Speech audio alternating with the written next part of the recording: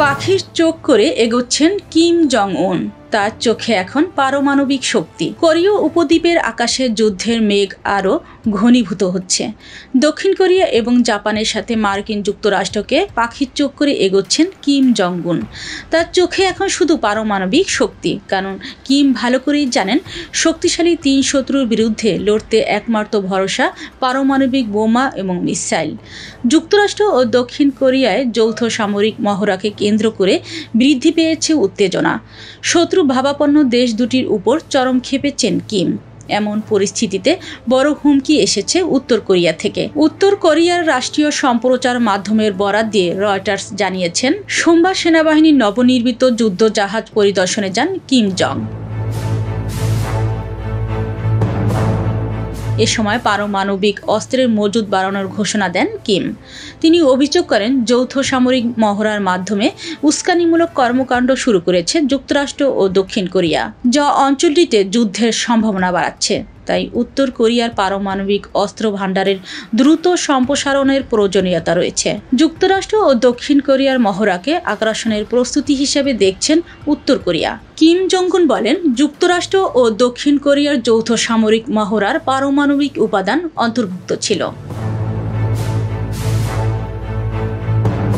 উত্তর কোরিয়ার পারমাণবিক হুমকি মোকাবেলায় একটি উন্নত কৌশলগত পরিকল্পনার অংশ হিসেবে এই মহড়া চালানো হচ্ছে। উলসি ফ্রিডম শিল নামের এই মহড়া চলবে 28 আগস্ট পর্যন্ত। গেল জুন মাসে প্রেসিডেন্ট লি জে মিয়ং ক্ষমতা গ্রহণের পর এটি প্রথম যৌথ সামরিক মহড়া। দক্ষিণ কোরিয়ার সামরিক বাহিনী জানিয়েছেন, রাশিয়ার সাথে উত্তর কোরিয়ার সামরিক সম্পর্ক গভীর হওয়ায় পারমাণবিক ক্ষেপণাস্ত্র, ড্রোন এবং অন্যান্য ধরনের আক্রমণের বিরুদ্ধে প্রস্তুতি জোরদার করার উদ্দেশ্যে দুই দেশের বাহিনী কাজ করছে। যুক্তরাষ্ট্র ও দক্ষিণ কোরিয়ার এই মহড়া নিয়ে আগে থেকেই আপত্তি জানিয়ে আসছিল উত্তর কোরিয়া। এই মহড়াগুলো উত্তর কোরিয়ার বিরুদ্ধে বৈরিতা ও সংমূলক মনোভাবের বহিঃপ্রকাশ। বর্তমান বৈশ্বিক নিরাপত্তা পরিস্থিতি উত্তর কোরিয়াকে দ্রুত পরমাণু অস্ত্র ভাণ্ডার বাড়াতে বাধ্য করেছে।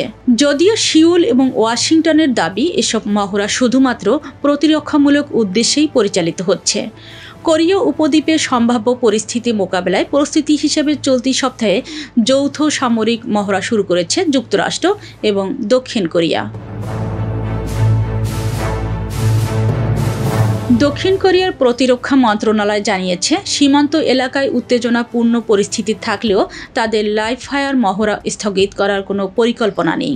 উপমুখপাত্র লিং ইয়ং হোং এক নিয়মিত সংবাদ সম্মেলনে জানান, সীমান্তবর্তী দ্বীপগুলোতে লাইভ ফায়ার মহড়া বন্ধ করার বিষয়ে কোনো পর্যালোচনা হয়নি।